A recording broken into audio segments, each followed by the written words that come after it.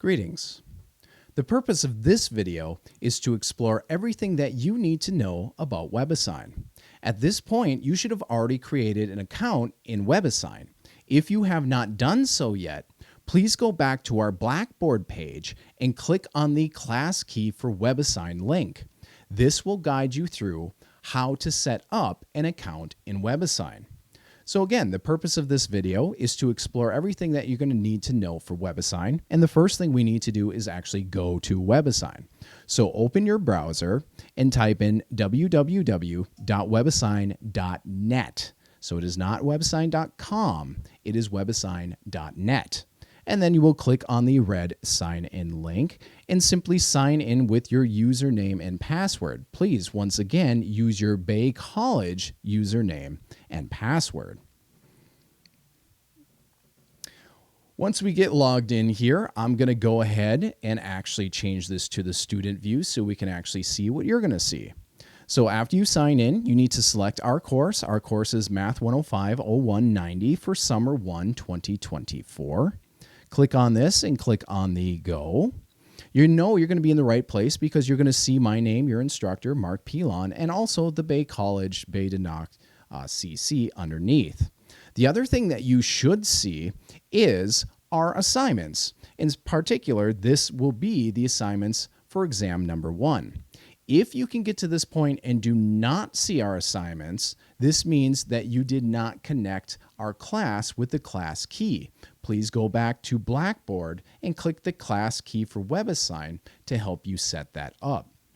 So let's take a look at this home page. So again, at the very top here, we can see our assignments, and more importantly, we can also see their due dates. So here, our first 2 WebAssign assignments are actually due on Thursday, and as you can see, they're due at either 10:59 Central Time or 11:59 Eastern Time. Make sure you know which time zone you are in. If we continue to scroll down, you'll see some communications and grades. In this class, if there's any communication that I need to give to you, it'll actually be through email. And here, even though there is grades here on WebAssign, all of your grades in this class will actually be posted to MyBay. Moving down, we're going to have class insights. You can view those class insights, any announcements, calendar, but most importantly, at the very bottom of your homepage is a picture of our book, The Mathematics Journey from Basic Mathematics through Intermediate Algebra. This is our ebook. So in this class, you will need to read along with our sections, and how you do so is you come here to WebAssign, scroll down to the bottom, and simply click on our ebook. This will take you to our ebook where you can read through everything. So in our case, our very first assignment here, and let me go ahead and blow this up so we can actually see it a little bit better. We can actually click on Module 7. This is going to be our first module, and this will take us to General Equations, Section 7.1a. So this is where you will go to read for the material in this class. So let's head back to our Blackboard page, and remember, our ebook is at the bottom of our WebAssign page. So at the top here, we'll come back to one of our assignments. Let's go ahead and click on our very first assignment, 7.1a, Solving Equations. So what we see here is at the top, the actual assignment name. Over to the right, it's still the instructor, and we also see a chance to print this assignment. Now, you do not need to print out these assignments, but if it helps you, you are free to do so. Underneath, we've got current score. This will just keep track of how many problems you have gotten right and wrong.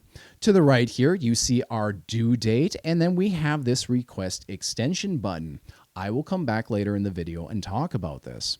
So underneath, we can see what our homework is going to look like. Specifically, you're going to be given problems, and it's going to say something like this for number 1. Solve and check, and then it gives us an equation. So what you're going to need to do in your WebAssign is actually take a piece of paper and pencil, and really what you should do is have a designated notebook just for your homework, and you hold on to that because that will make good study material for your exam. So let's go ahead and actually show what we're going to need to do. Let's do problem number 1. So if we have got 6x minus 9 is equal to negative 15. what we would do is simply add 9 to both sides of our equation. That would leave us with 6x is going to be equal to -6. And then to get rid of a multiplication of -6 on x, we can divide both sides by 6. So this would give us x equals -1. So all you will need to do is where we get a chance to put in our answer, we simply plug in -1 and submit your answer. So in this case, I've already done this problem, which is why there is already a green check mark next to it. A green check mark means you've got this problem correct and you do not need to go back and try again. Each problem will give you 5 chances to be able to get the right answer. So you get 5 total submissions per problem. So let's actually go down to a different problem here. Let's take a look at problem number 3, and we'll actually try this one out for real. So here it wants us to solve and check. We've got 5 minus 7a is equal to 4. So what we need to do is get a by itself. We're going to start by subtracting 5 on both sides of the equation. So we're going to be left with -7a is equal to -1. And then finally, to get rid of a multiplication of -7 on a, we're going to divide both sides by -7. So what we get is that a is equal to positive 1/7. So what we're going to need to do is next to a, we can get a box to type in our answer. And what we can do is type in 1/7. We will literally go 1 and then a slash for a fraction bar and 7. And what we can do is submit our answer. Now we're going to get one of two things happening. We are either going to get this green check mark, which means we have gotten it correct, or we would get a red X. So let's take a look at number 4, and let's enter a number that we know is going to be wrong. So I'll just put a string of numbers down. There's no way this is the correct answer. And if we go ahead and submit this answer, what you're going to see is a red X next to where we put our answer. This means you have gotten this incorrect and you're going to have to try again. Now, another thing about WebAssign, it is very picky about how it wants its answers. So make sure that you are putting your answers down correctly. If you ever think you have the right answer and it is still marking you wrong, there is something you can do to help you out. Every single one of these problems has a bunch of boxes here up at the top. So we've got details. This just means if you click on details, it'll show you how many parts this question has, how many points it's worth, and how many submissions you have tried. So you can see here, submissions used, 1 of 5. We get 5 chances. My notes, this just means if you want to write notes for yourself as you're trying to figure out the problem, it's just a place for you to write it down. Previous answers allows you to look at what you have put down previously to compare past answers if it keeps marking you wrong.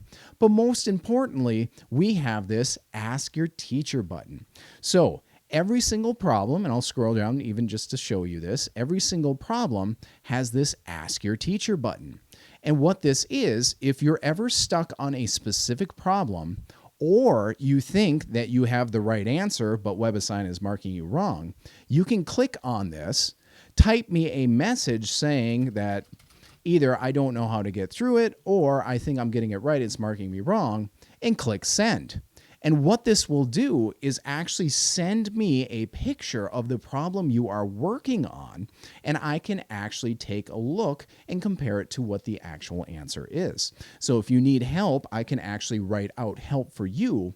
And if you've accidentally input the problem, the answer itself incorrectly, I can let you know how to fix it.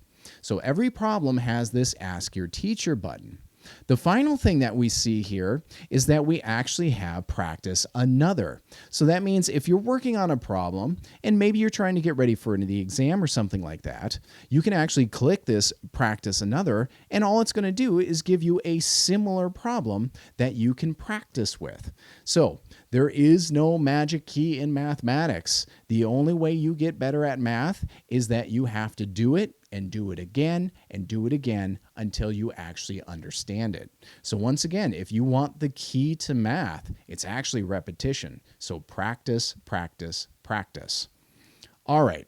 So this is basically what we are going to do for our homework. You go through and you'll submit each one of these problems. Remember, you must submit no less than 75% of the assignments. This does not mean you have to get 75% on an actual assignment. You just need to turn in 3/4 of all of our assignments in order to be eligible to pass this class. So let's go ahead back up to the top of this page and we can talk about this request extension button.